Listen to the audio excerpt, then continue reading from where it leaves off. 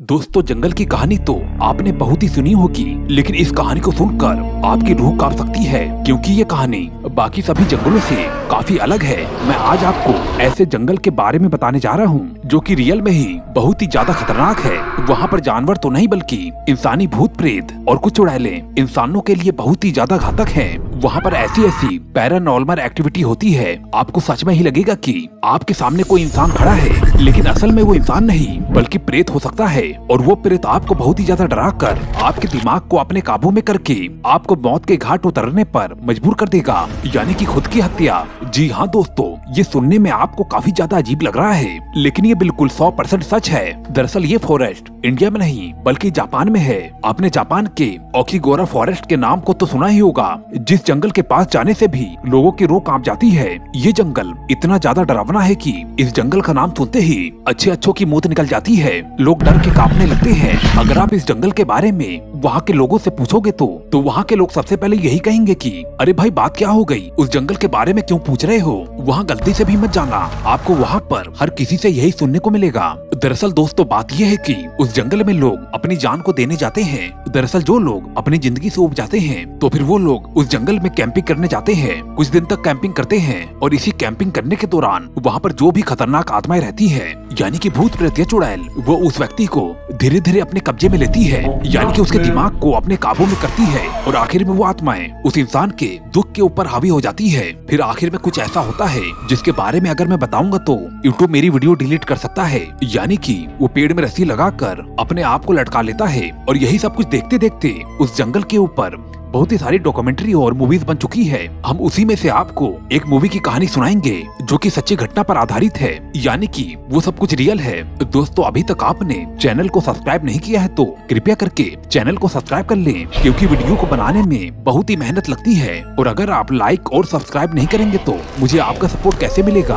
अब चलिए शुरू करते हैं। हम शुरुआत में सारा नाम की एक लड़की को देखते हैं जो कि अमेरिका में रहती है, और तभी उसे अचानक खबर मिलती है कि उसकी जुड़वा बहन जिसका नाम जेस है, वो अपनी जिंदगी से तंग आकर ओकिगारा फॉरेस्ट में कैंपिंग करने चली गई है। अब ये सुनकर सारा को बहुत ही घबराहट होने लगती है, क्योंकि वो अपनी बहन से बहुत ही ज्यादा प्यार करती है। इस वजह से वो पहली फ्लाइट पकड़कर जापान के लिए निकल जाती है। अब रात के समय जब सारा सो रही होती है, तभी उसे एक सपना आता है जिसमें कि उसे पीले रंग का टेंट दिखाई देता है, यानी कि वो टेंट उसकी बहन का है और उसकी सिस्टर अभी जिंदा है।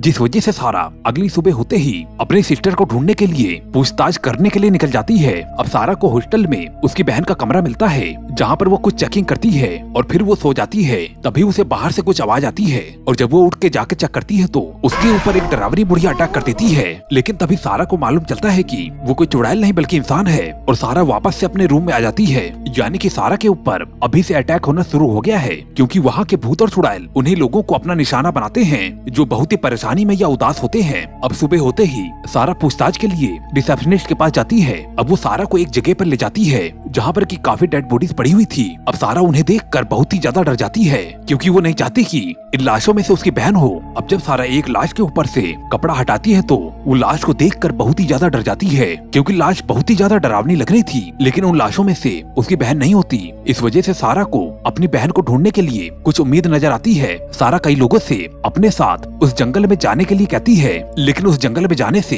हर कोई मना कर देता है। अब सारा अपना फोन निकालती है और वो देखती है कि उसमें नेटवर्क नहीं है। तभी सामने से एक लेडी कहती है कि इस जंगल के पास आते ही अच्छों का नेटवर्क चला जाता है। तुम अगर उस जंगल में जाने वाली हो तो ऐसी गलती कभी मत करना, क्योंकि उस जंगल में जो भी परेशान व्यक्ति जाता है उसकी मौत निश्चित है, वो कभी भी वापस नहीं आता। और मैं साफ साफ देख सकती हूँ कि तुम्हारे चेहरे पे बहुत ही ज्यादा परेशानी और उदासी है। लेकिन सारा उसकी बातों को इग्नोर कर देती है और जंगल में जाने के लिए आगे का प्लान बनाती है। सारा उस जंगल के एक पास के होटल में जाती है, जहाँ पर कि सारा को एडन नाम का एक व्यक्ति मिलता है, जो कि सारा को बताता है कि मैं कल इस जंगल में डॉक्यूमेंट्री बनाने जा रहा हूँ और साथ में मेरा एक गाइडर भी होगा। अब जिसके बाद सारा उससे रिक्वेस्ट करती है कि मेरी बहन जेस उस जंगल में चली गई है और मैं अपनी बहन को ढूंढने के लिए तुम्हारे साथ उस जंगल में जाना चाहती हूँ। एडन इस बात के लिए एग्री हो जाता है और सारा की बात को रिकॉर्ड करके सारा के ऊपर ही एक डॉक्यूमेंट्री बनाने लगता है, यानी कि सारा को बिना बताए। अब इसके बाद अगली सुबह होते ही एडन सारा और अपने गाइडर को लेकर जंगल में निकल जाता है। जंगल में जाते ही सारा बहुत ही ज्यादा डर जाती है, क्योंकि इस दौरान वो कई लाशों को पेड़ से लटका हुआ देखती है, और ये वही लोग थे जिन्होंने कुछ दिन कैंपिंग की और फिर अपने आप को लटका लिया। ये सब कुछ देखकर सारा के मन में बहुत ही ज्यादा डर हो जाता है। अब सारा कुछ आगे चलती है तो उसे पेड़ से पीले रंग की रस्सी बंधी हुई दिखाई देती है, जिसे देखकर सारा समझ जाती है कि ये रस्सी उसकी बहन ने बांधी है, क्योंकि ऐसा उसने सपने में देखा था। अब सारा दोनों के साथ उसी रस्सी वाले रास्ते पर निकल पड़ती है। अब कुछ दूर जाने के बाद अचानक से सारा को उसकी बहन का पीले रंग का टेंट मिल जाता है, जिसे देखकर सारा काफी खुश होती है। लेकिन जब वो टेंट में देखती है तो टेंट में उसकी बहन नहीं होती। अब सारा समझती है कि शायद उसकी बहन जंगल में आसपास भटक गई होगी और उसे लगता है कि सारा यहाँ पर जरूर आएगी। लेकिन अब शाम ढलने वाली थी और उनका गाइडर कहता है कि अब यहाँ से निकलना होगा, क्योंकि यहाँ पर रात में रुकना बहुत ही ज्यादा खतरनाक हो सकता है। लेकिन सारा नहीं मानती। वो कहती है कि मैं यहीं पर रुककर अपनी बहन का वेट करूंगी। गाइडर फिर से समझाता है, लेकिन वो तब भी नहीं मानती। इस वजह से एडन कहता है कि मैं सारा को यहाँ पर अकेले नहीं छोड़ सकता। इस वजह से वो गाइडर को अकेले ही वापस जाने के लिए कहता है और रात में सारा के साथ रुक जाता है। अब जब रात हो जाती है तो सारा अपने टेंट में होती है। सारा को टेंट के बाहर से अजीब सी आवाज आती है और जब वो टेंट से बाहर देखती है तो उसे कुछ खतरनाक आत्माएं दिखाई देती है, जिसे देखकर सारा बहुत ही बुरी तरह से डर जाती है और वो वापस से टेंट में आ जाती है। अब कुछ देर बाद उसे टेंट के बाहर से कुछ अजीब आवाजें सुनाई देती है। अब सारा को लगता है कि शायद ये उसकी बहन हो सकती है, जिस वजह से वो टेंट से बाहर आ जाती है। वो देखती है कि एडन अपनी जगह पर सोया हुआ है। अब सारा अपनी फोन की लाइट को जलाकर झाड़ियों में देखती है तो सारा को झाड़ियों में एक लड़की दिखाई देती है, जो कि नॉर्मल इंसान की तरह दिख रही थी। दरअसल वो लड़की कोई इंसान नहीं, एक आत्मा है और जो धीरे धीरे सारा के ऊपर हावी हो रही है। वो लड़की सारा को ये कहती है कि मैं तुम्हारी बहन के बारे में जानती हूँ, और ऐसा कहकर वो भागने लगती है। अब सारा भी उसके पीछे जाती है। अब सारा एक जगह पर गिर जाती है, जिसकी वजह से सारा के हाथ में चोट लग जाती है। तभी एडन वहाँ पर आकर सारा को वापस ले जाता है। अब सुबह होते ही सारा और एडन वहाँ से आगे बढ़ते हैं। अब कुछ दूर जाने के बाद वो आत्मा, जो कि सारा के ऊपर हावी हो चुकी है, दिन में ही अजीब अजीब ख्वाब दिखाती है और अब सारा को लगता है कि एडन उसे धोखा दे रहा है, जिस वजह से वो एडन से झगड़कर जंगल में भागने लगती है। जंगल में काफी दूर पहुंचने के बाद सारा को अजीब आवाजें सुनाई देती है और सारा को ऐसा लग रहा था कि लगातार ही उसके कोई पीछे पड़ा है और उसे आवाजें दे रहा है। अब सारा समझ जाती है कि उसके पीछे कोई खतरनाक आत्मा है, जो कि उसे लगातार ही आवाज दे रही है। सारा पीछे मुड़कर नहीं देखना चाहती थी, लेकिन जब वो पीछे देखती है तो सच में ही उसके पीछे आत्मा होती है, जिसे देखकर वो बहुत ही बुरी तरह से डर जाती है और वहाँ से भागने लगती है। और भागने के चक्कर में सारा एक गड्ढे में गिर जाती है। वो गड्ढा काफी गहरा था। इसी दौरान ही सारा को उस गड्ढे में वही लड़की मिलती है, जो कि सारा को कहती है कि तुम मेरे पीछे गुफा में आओ, मैं तुम्हें तुम्हारी बहन के पास ले जाऊंगी। अब गुफा के काफी अंदर ले जाने के बाद वो लड़की अपने असली रूप में आ जाती है और उसका रूप काफी ज्यादा खतरनाक था, जिसे देखकर सारा के पसीने छूट जाते हैं और बहुत ही बुरी तरह से डर कर वो गुफा के बाहर वाले रास्ते पे भागने लगती है और रोशनी वाले जगह पे आके चिल्लाने लगती है। तभी एडन उसकी आवाज को सुनकर एक रस्सी को फेंक कर उसे बाहर निकाल लेता है। उधर दूसरी तरफ हम देखते हैं कि इनका गाइडर जो वापस गया था, वो अब इन दोनों को ढूंढने के लिए पुलिस की टीम के साथ आ गया था।